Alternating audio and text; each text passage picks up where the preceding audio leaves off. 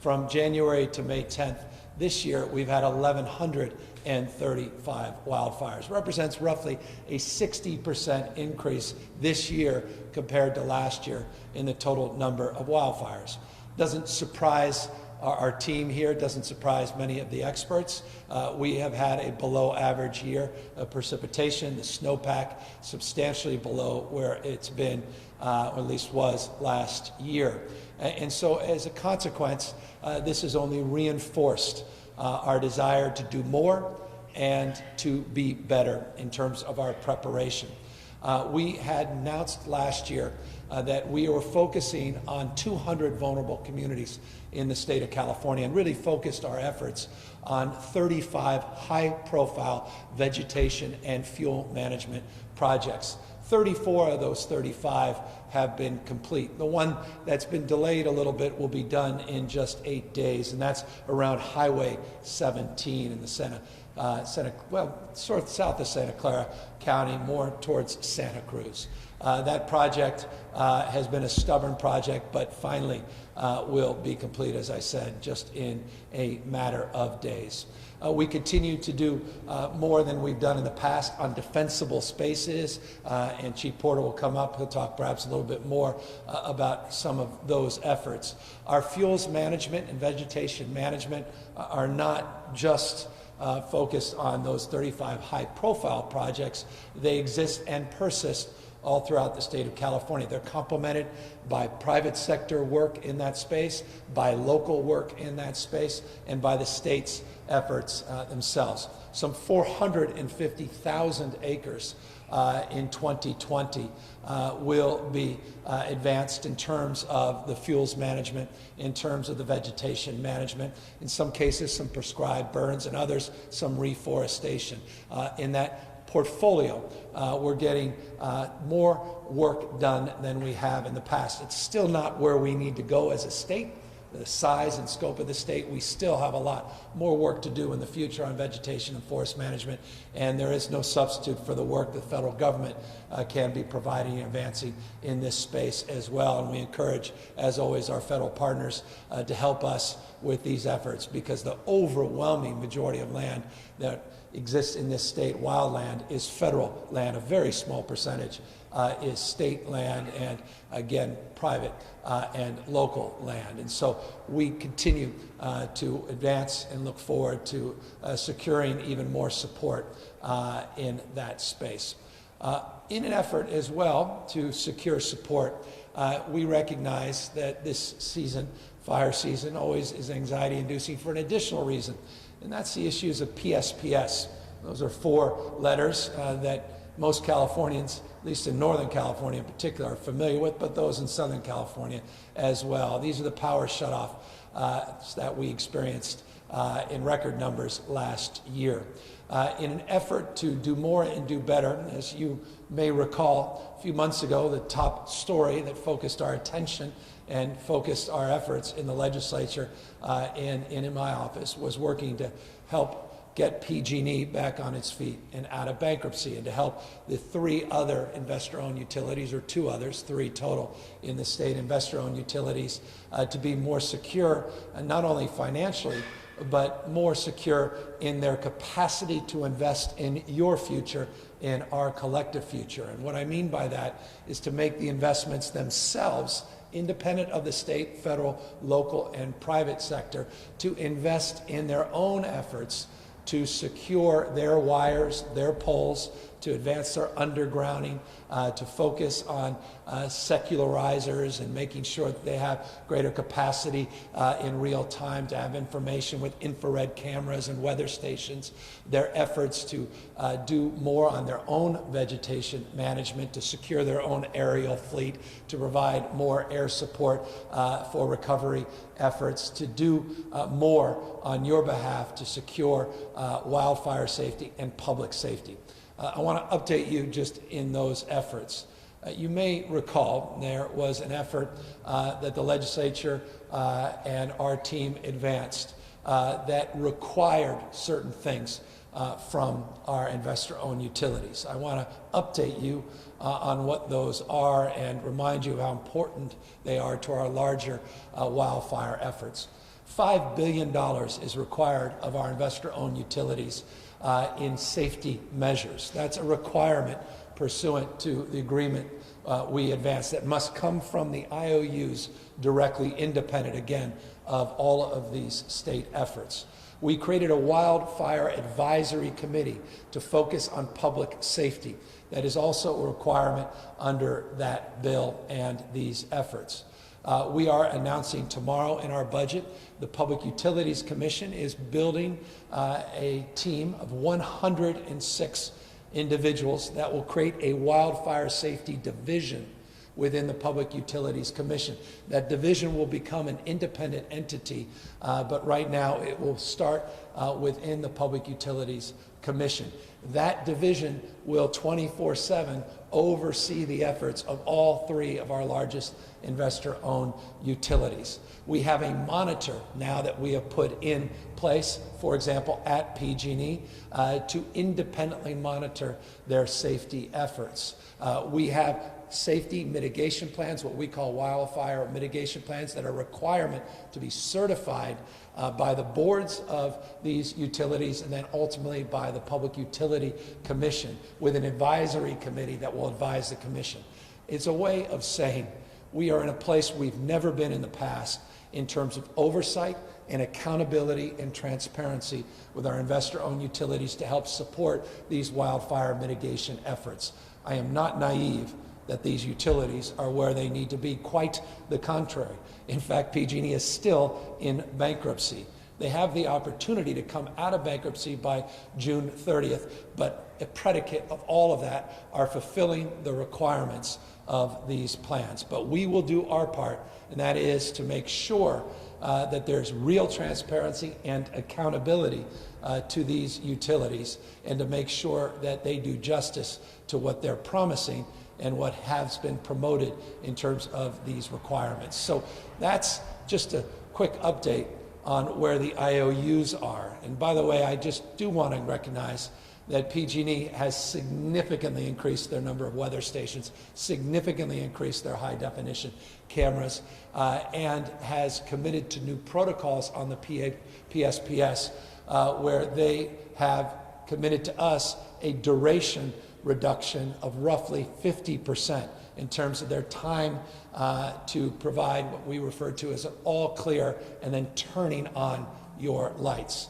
We'll hold them to account in that respect. I don't hold my breath in any of these categories. We've been sobered by the reality of PG&E in particular over the last number of years. But we are emerging in a different frame and a different space and a different framework of engagement now and oversight that I hope can allow people to rest, well, maybe not with both eyes closed, but one eye open, but rest assured that we are taking these efforts very, very seriously and holding this company to account in ways they haven't been in the past. So from the IOUs to the work that the Public Utilities Commission will be doing, to a budget that will increase at the Office of Emergency Services over the existing baseline budget approved last year by $127 million. We will be improving the budget of the Office of Emergency Service to provide for ongoing monitoring, not just of oversight related to wildfires, but also all other hazards. We talk in terms of all hazards. That includes earthquakes. I'm, again, maybe just being born and bred, 5th-generation Bay Area resident, San Francisco resident. Earthquakes continue to be top of my mind. There's $17.3 million in this budget for our early warning system, for our earthquake system. We're going to transfer our seismic safety committee into the Office of Emergency Services for stronger integration, $2.2 million of budget enhancement that I'm recommending for the legislature's consideration. We'll announce tomorrow. In addition to that, we are looking to do more in terms of our disaster assistance, some $38.2 million of enhancements in that effort. I referenced PSPS. We're going to put $50 million in the budget to help support grants for local counties to help in their efforts around PSPS. And by the way, that matters this year in particular because there's some concern around PSPS turning off the lights during the election. And so we want to secure the election as well. And so those dollars are for that consideration, in addition to other considerations as it relates to backup generators and more broad planning. Speaking of planning and preparedness, there's an additional $9.2 million for baseline support for a number of individuals that we believe are important to enhance the Office of Emergency Service in this category as well. Speaking of categories, I have neglected one, and it's important as I segue and introduce Chief Porter, and that's CAL FIRE in particular. Separate from the $127 million enhancement, the Office of Emergency Service above the current baseline that we're proposing to the legislature, we are also proposing $85.7 million enhancement to CAL FIRE, specifically to improve surge capacity and to hire critical personnel before the peak of this year's fire season. Roughly 600 additional personnel, we believe, are needed to protect people from wildfires to the extent we can protect you and help mitigate the ferocity of these wildfires. So this is a significant enhancement in terms of the overall ranks at CAL FIRE, and we're just going to hold the line on that. We're going to work with the legislature, and I hope together we can together hold the line in terms of the importance of these personnel. So that's an enhancement in that space. I could mention a number of others from work we're doing with Technosilva in terms of predictive modeling, which is important, new tools, new technology that we'll bring to bear, which will also help with our wildfire efforts. But foundationally, people. There's no substitute for people. And those people, by the way, will also be supported by these engines. We're able to get, by July of this year, we will have an additional 26 new engines all throughout the state of California, including 4 incident command units that will also be deployed by July 1st. We're going to have other equipment, even outside of just these engines, and they include new Black Hawk helicopters. You may recall we promoted the procurement of 12 Black Hawk helicopters. We're not going to walk that back. It's just too important in terms of our mutual aid and public safety in the state of California. I want folks to know those helicopters are now arriving. First one came in October of last year. In fact, it was just used in that red fire up in Tehama County. These Black Hawks are extraordinary. They provide faster suppression capacity, a more robust ability in terms of number of gallons of water that they're able to disperse. They're safer for our personnel in terms of redundancy, double twin turbine engine. I can go on with the specs of these. I think they're S701 Blackhawks, but 12 of them are coming in. The first one came in October. Another one's coming in this month. Another one after that next month. We'll start to see these Blackhawks in our fleet, and I just think that's fundamental and foundational to our suppression efforts and our ability, again, to meet the public safety needs in this state.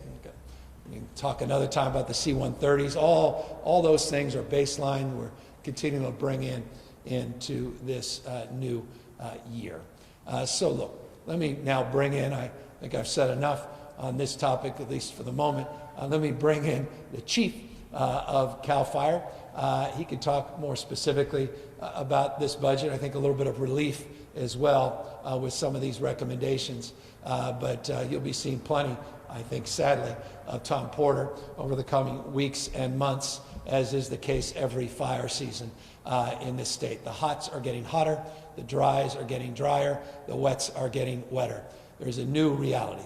For those that don't believe in climate change or science, I remind them when appropriate, after our stay-at-home orders are lifted, when you can come in without fear of transmission of this deadly virus, come to California, visit us, learn about climate change firsthand, because even if you deny it, your own eyes may tell you something very, very differently. Observed evidence not just intellectual curiosity, should secure a new reality that climate change is real and it's here and the effects are profound.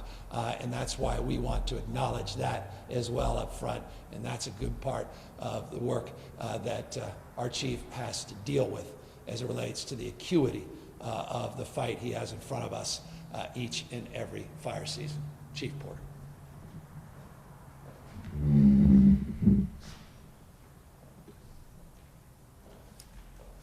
Thank you, Governor. I'm going to cover three things.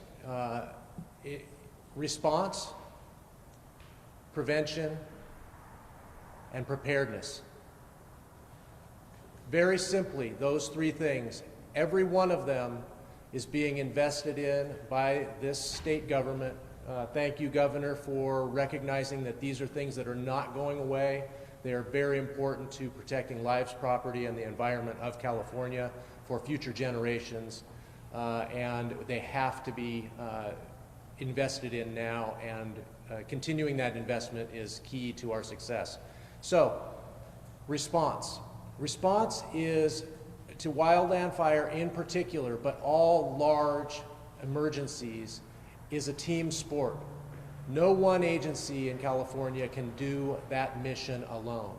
CAL FIRE is responsible for wildland fires off of federal lands, sometimes on federal lands as well, throughout the state.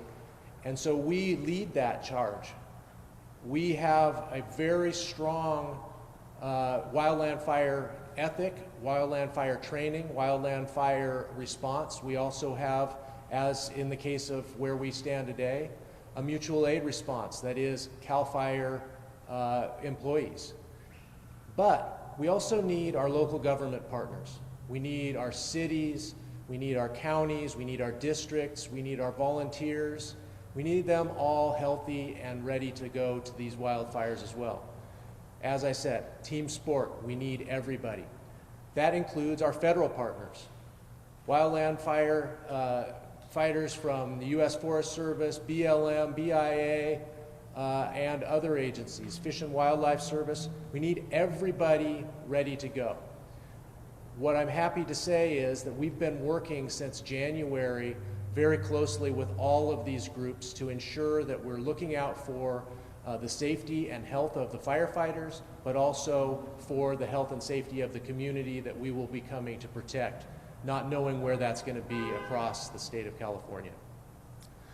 So very coordinated, more than any other time in the level of coordination that's happening. And that is because of the pandemic that we're working through. So prevention. Prevention is a key component to keeping fires small, to keeping fires out of the areas that are most populated, where we're going to have the most concern about lives and property loss, but it's also important for our backcountry fires as well. The reason I bring up prevention is I had a conversation with the chief of the Forest Service, Vicki Christensen, just yesterday. Asked her the question about what do you see as the need for being proactive this year and putting all of the fires out as quickly as we possibly can. She was very complimentary to my question and expressed and pointed back to her chief's letter to the nation of firefighters under her that says just that. Initial attack is the key component to keeping fires small and keeping firefighters healthy. I am going to continue to push that with my federal partners. Everybody's on board. As I said, we've been talking about this. This is a very key component. But if we keep fires small at the beginning with these extra resources that we're going to have, then we will protect the public and our firefighters from unnecessary exposure to smoke and the need to bring them together in congregational settings. All key components. Prevention has a piece that is all-inclusive, those agencies that I talked about, but it also includes you, the public. And that brings me from the bridge from prevention to preparedness.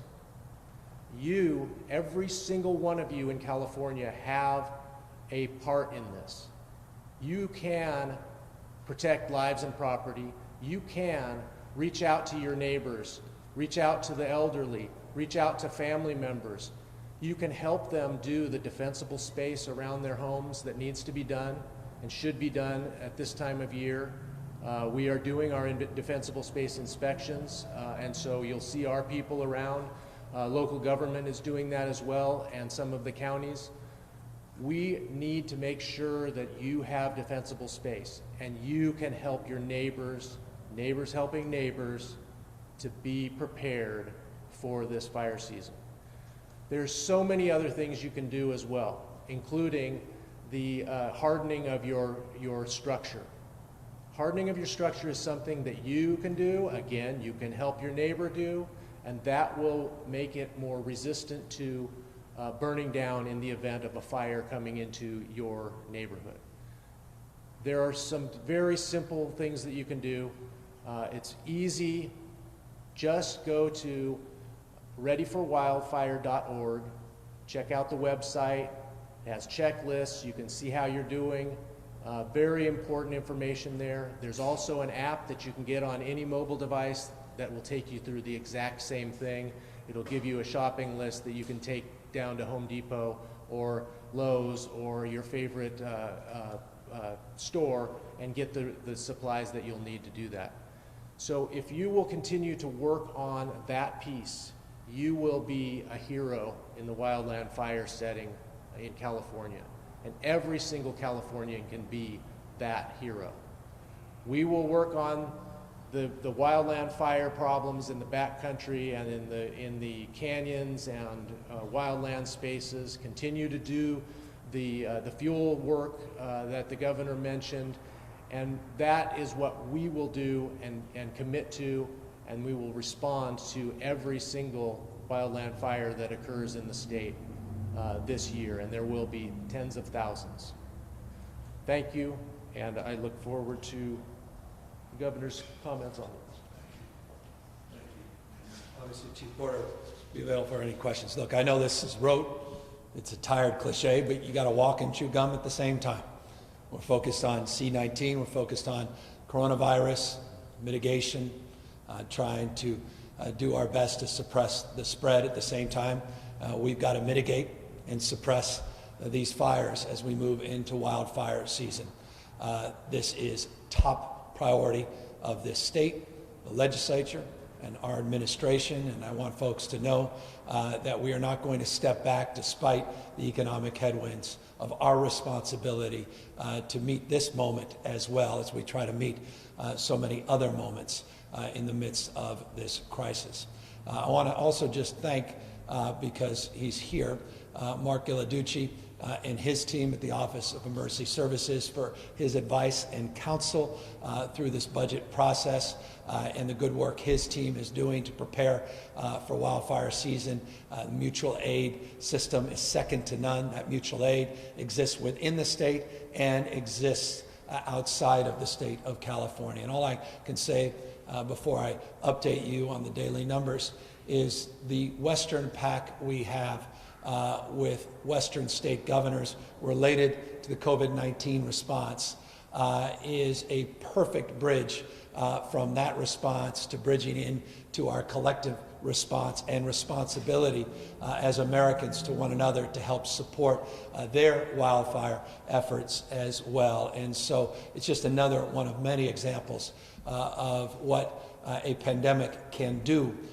in terms of bringing people together, forcing conversations anew, and developing partnerships in a collaborative spirit that will transcend that crisis and benefit us as we move into other challenging moments in our state and our nation.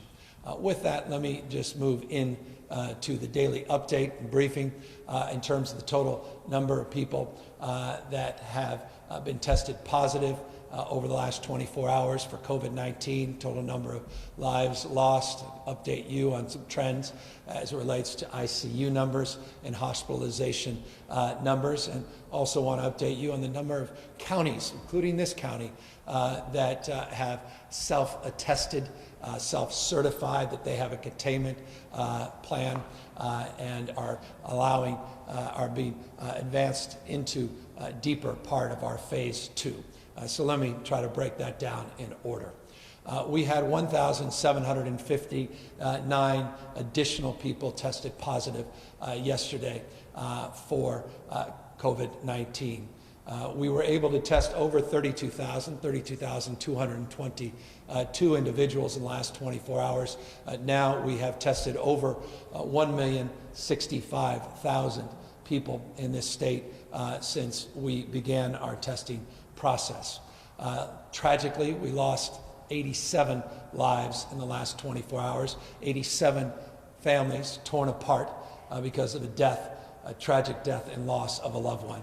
It is a sobering reminder that people are still dying from this virus, people are still transmitting this virus, people must continue to take this seriously. This virus has not disappeared, it has not gone away, and as we enter into fire season, we have to also be cognizant that as we increase our ranks and personnel, that we keep our first responders healthy as a top priority so that they can keep us safe as we move forward.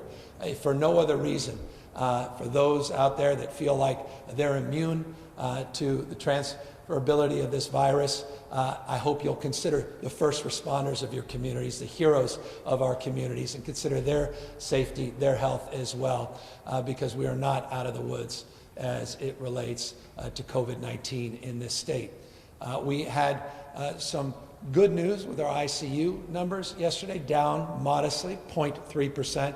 You've been noticing a little bit of a trend with ICU rates over the course of the last number of weeks, some stability, and now seeing some modest decreases most every day. Hospitalization numbers stable without the modest decreases, 0.5% increase in the total number of those hospitalized in this state over the 24-hour reporting period. So well within 1%. Again, stabilization over the course of many, many weeks now. This is a very different state than other states where you had huge peaks and decreases. We've had stability for many, many weeks, and we're seeing modest decreases in ICUs, a little bit of a decrease trend line in hospitalizations. Death numbers continue to vex. Yesterday was more modest. Today, 87 lives tragically lost. Again, one size does not fit all. California, I've said it many times, is many parts, one body, one state, one responsibility, larger responsibility to each other, but each part of the state has different conditions, including El Dorado County, where we are today. Many counties fall into that category. I mentioned yesterday that 2 counties, on the first day we put out guidelines, were able to move forward with self-attestation around their containment and plans to secure the health of people within their communities. It allows them to move forward with dine-in options and move forward with more personal services in their communities. Today, we now have 10 counties that have fallen into that category. And I just want to say this, it's a personal statement, but it deserves to be shared publicly. The spirit of collaboration and cooperation with Butte County and El Dorado, with Yuba and Sutter, which got a lot of attention a few weeks ago, over the last number of days has been wonderful. And I just want to thank those county leaders. I want to thank the county health directors for a job well done, working with our team, getting that technical assistance, going back and forth with clarifications, updating their plans in a way that do justice to this moment, led through a public health lens, led through a data lens. We're putting those self-attestations up so the public can see them, and we are also putting maps up so you can test where those counties are in real time. And when I mean by test, I mean quite literally, not just figuratively, the number of tests that are positive in those counties, the number of individuals that tragically may have lost their lives. You'll be able to look at that from a county by county basis, and I encourage you to go to covid19.ca.gov to access that information. Again, county by county, covid19.ca.gov, and you'll be able to see where your county is in terms of the county-county differential into the phase 2, 10 counties up as I speak, many more that we hope to get up in real time. I won't be making all these announcements every day. Our health officials will be. I'll try to update you on a rolling basis, but as I said, this is a dynamic process, and we don't want to delay unnecessarily based on timelines. It's not about timelines. It's not about deadlines. It's simply about data, and it's about health. And once those indicators and once those plans are in place and those indicators turn green, we will continue to make announcements. I think we're up to 31 consultations, different counties that we've been engaged with. Most have gone very well. Some are, not where they need to be, and we're going to try to do our best to accommodate, work through some issues. I've yesterday and the day before mentioned some of those counties, Kern among many others, where we're just trying to work through some issues, and just know we're doing our best in real time to accommodate. But there's certain foundational health issues that must be met first before we can move forward. But again, we're not ideological in terms of that engagement. Just final point, because we mentioned yesterday some new testing capacity, new increase in testing that we'll be doing, new sites at pharmacies in the state of California, a new partnership, a renewed partnership that we expanded with OptumServe for new sites in rural parts of California, soon in Lake County as an example, Mendocino among other counties. I just want to encourage people to go to that same website, covid19.ca.gov, and you can, instead of going by the county to county guidelines section, go to the testing section on COVID-19 and then put in your zip code and see what testing sites come up, what pop up in your community and nearby. And if you feel you need to get a test, if you have symptoms or you're concerned about a loved one or family member, go to that site. I would encourage first, because that site will provide 251 community points of access. We'll eventually have 86 OptumServe sites, 6+ Verily sites on there, and those sites will be afforded to you free. You don't have to come out of pocket in terms of the costs of those tests. There are other pop-up facilities everywhere, but in some cases they ask for cash up front, or they may just bill your insurance company. You may have a copay component. I just encouraging people to take advantage of trying to get these tests for free, because I know the economic anxiety is real for folks, and that's an impediment for many people, and we don't want that to be an impediment. We want people to know that they should access those sites so that they can know their own conditions and know that they are in, well, whatever condition the test results prove, that they know that they can also begin the process of accessing support, treatment, and the like. So that's the update for the day. Now we're happy to take any questions. Governor, hi, Joe Mello, the LA Times. I've been nominated to ask questions on behalf of other members of the press today.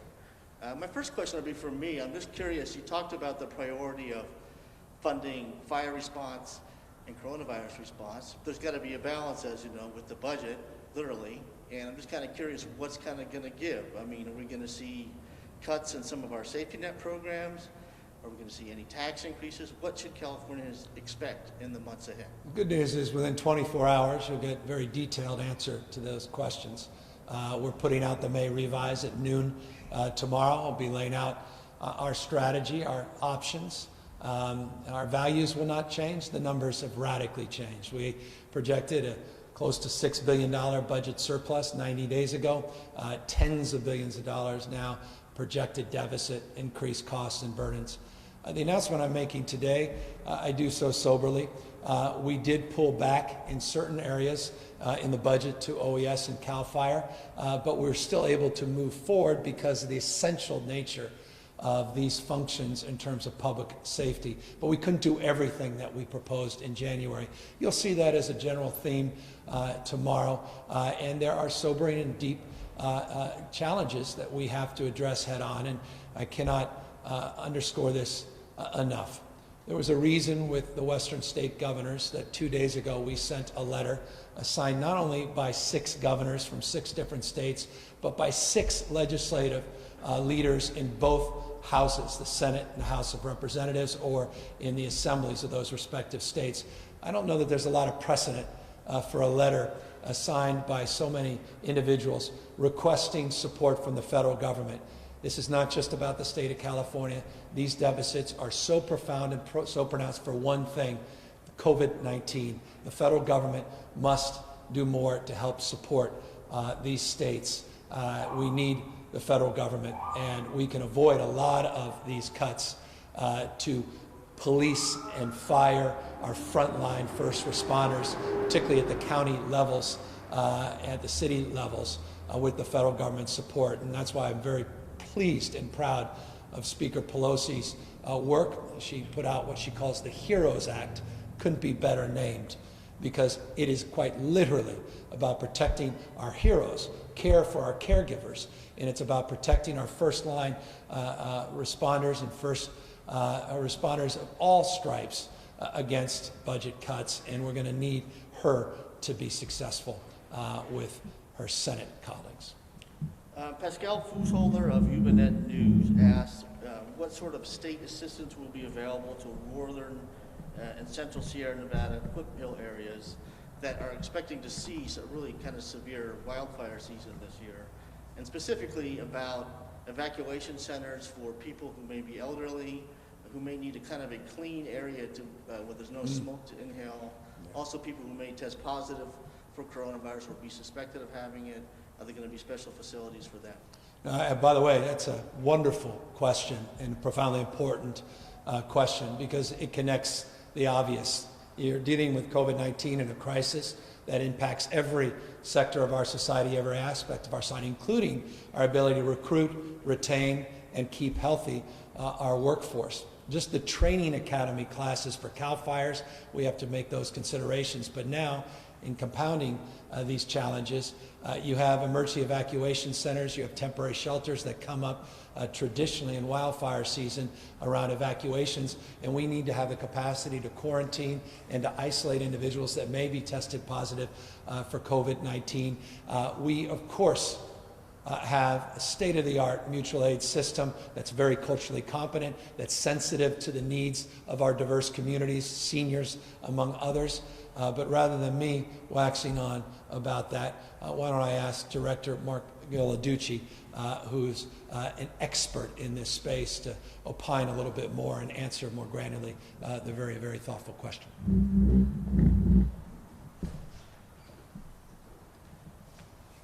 Thanks, Governor, and thanks for the question. We have really actually been doing a lot of thought about this, and we've been working with our colleagues in the Red Cross and our sheriffs across the state who are involved with evacuations, our local emergency management community, thinking about evacuating in the advent of a COVID situation, and it would look different. We're looking at evacuation centers being segregated, maybe COVID maybe versus non-COVID. We're looking at possibly using hotel solutions where we have the opportunity to put evacuees in hotels, single rooms, versus congregating in a large sort of like a dormitory or a school gymnasium, which we typically use.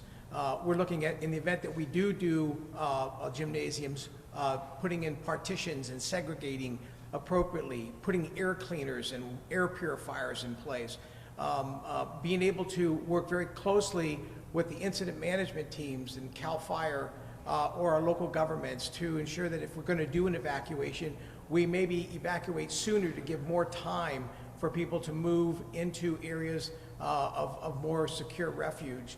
So, and evacuations areas could be a little further out, or there may be more of them to be able to address the need to have the social distancing that's required in these cases. Look, this is not a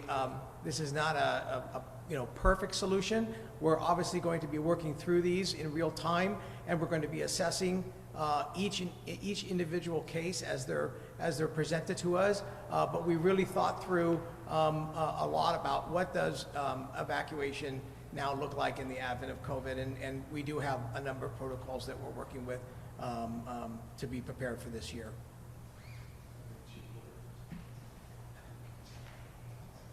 Yeah, I want to take this opportunity just to add a piece that Governor Newsom touched on in his opening remarks. That is Techno Silva. So we have entered into a contract with a company that will allow us to future fires, meaning grow them ahead of when they actually are on the landscape.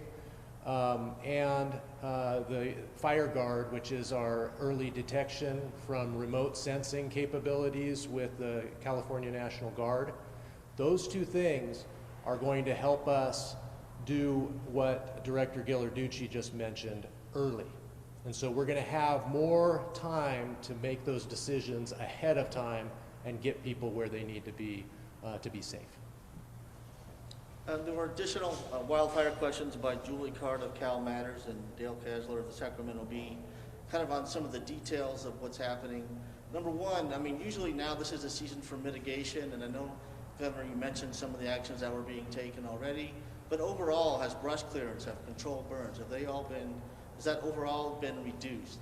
And the other question is about prison fire crews. Since there's been a lot of early release to get people out of the prisons, the numbers are diminished as far as number of prisoners who can be put on fire crews to help fight these fires. Just kind of curious how big of an impact that may have. I'll take the last question, and we can talk again. I talked about the 450,000 acres that we will complete in terms of vegetation management this year. Chief Porter can reflect that in terms of numbers. I think someone was very pleased to hear that with numbers comparing and contrasting to previous years. As it relates to that, why don't I just, with the noise, ask Chief Porter to come up and talk about it.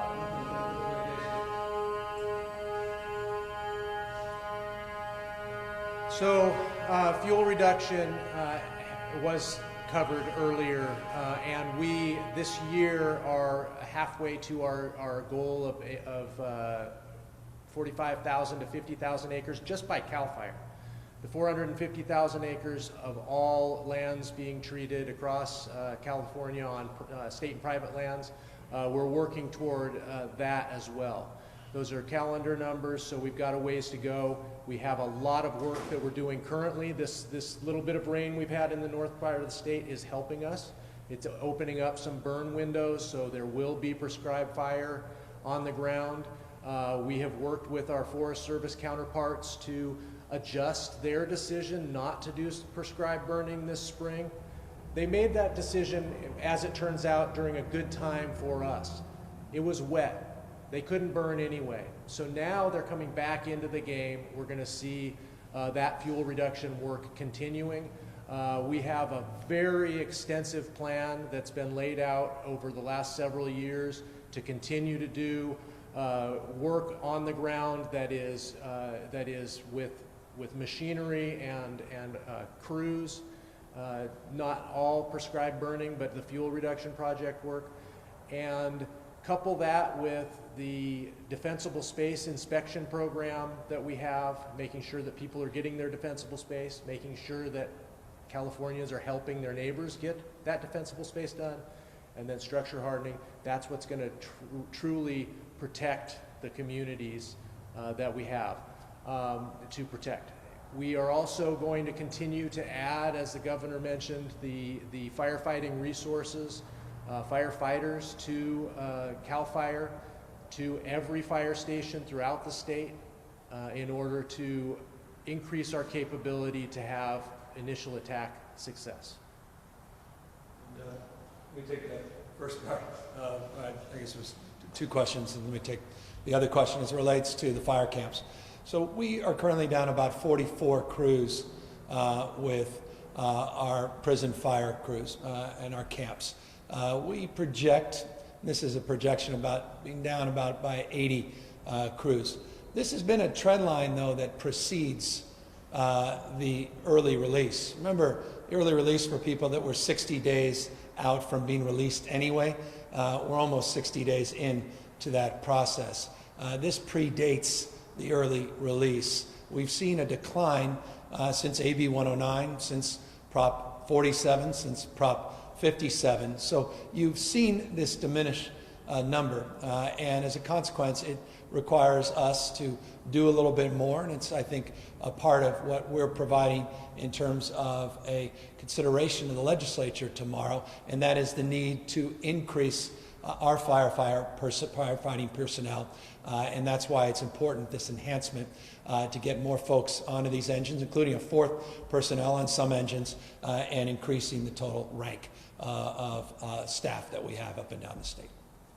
I have a question from Kathleen Ronayne of the Associated Press, asking, now that a handful of counties have been allowed to open up, are you worried that people leaving still closed counties to dine or otherwise recreate in the reopened counties? And what's your message to Californians about traveling around the state between places that are more restrictive to places that are less restrictive? Yeah, we've made that clear from day one when we introduced the guidelines that we maintain maintain as an advisory that people not travel for non-essential purposes, and going in and out of the counties would defeat the point of having county variations. There are, however, large parts of this state where a lot of the counties are moving together, and you'll have multiple jurisdictions. These are regions, not just counties, that are larger than many states, where all of those counties are in unison in terms of their advisory. So it's less significant in that respect. But no, this is the big challenge. You open up a dense urban environment right next door to a community that's not opened, people start rushing into that dense urban environment and coming back into their community. And that's why we want a regional focus, a county focus, bringing in other cities, and that's beginning the process of regionalizing. To the extent we can broaden county by county in either larger regions, we encourage that. So common sense dictates, and those advisories have been consistent, and they're part of the guidelines we put out. All right, I got several questions about Elon Musk. What kind of signal does it send to small businesses that Tesla is operating the Fremont plant in flagrant violation of Alameda County's health order, while most businesses are following the rules? What, if anything, is the state, or should the state do to crack down on that? I'll remind people, in the state of California, we are allowing manufacturing, logistics, and warehouse work to resume. Our guidelines were lifted weeks ago. Alameda County has different rules and different regulations. The county adopts those rules and regulations from an enforcement prism. As you know, as many people know, they have made public announcements that they have worked with Tesla, and they have put together a process where they will reopen. Both the county made that public and Tesla concurred, so progress is being made in that space. Anytime there's friction, we hope to make progress. This is a broader point. This is a county issue. The state allows for manufacturing. As it relates to county jurisdictions and enforcement, I would encourage them to do what we do as a state. When the state does enforce, we try to work with people. It's not ready, fire, aim. It's ready, aim, fire, trying to figure out what the issue is, trying to work things out. If people refuse to work things out, then you have to ratchet up those conversations and those efforts. But we seek not to be punitive at first, and it sounds like, based upon the progress that's been made public with the county and Tesla, that they were able to resolve their issue in fairly short order along those same lines. Okay, got a question from John Ferrarini of the Bay Area Reporter. He said that earlier today in a conference call with reporters, LGBT advocates blasted you and the state health department for failing to collect data on how COVID-19 is impacting the state's LGBT residents. Will you be issuing an executive order to require health officials to ask people about their sexual orientation and gender identity when they are tested for the coronavirus? Yeah, God bless. I've been very clear that this information, we want this information to be forthcoming. We care deeply about providing and receiving that information, or having the benefit of that information being provided at the county level. We're working with Scott Wiener, who's been outstanding leader in this space. He has legislative effort to do just that, and we have been in constant contact, including not only with him, but the LGBT caucus on this issue. And so we look forward to working with him and resolving. And the community is absolutely right. That information has not been forthcoming. But let me just make this crystal clear. For decades, we have been underreporting in the LGBT community space as it relates to issues that are important to the community. That must change. That predates this pandemic. And working with the caucus, working with Senator Wiener, we hope to have a legislative effort very shortly, my desk, that will allow us to move forward by going together. But I'm very deferential to the work that Senator Wiener is currently doing.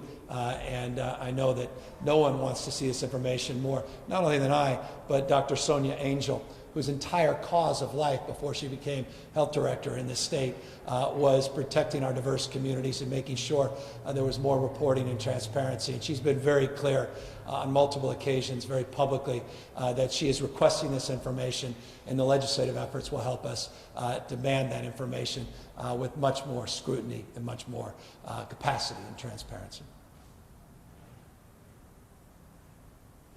Well, with that, I want to just thank everybody for their time and attention. Thank the team that assembled here. No cleaner location than being in a fire station anywhere in this country, and no greater fire service than CAL FIRE, one of the largest and most dynamic and most successful, as well as ubiquitous forces of leaders anywhere in our nation and in the world, and we couldn't be more proud to call them our own.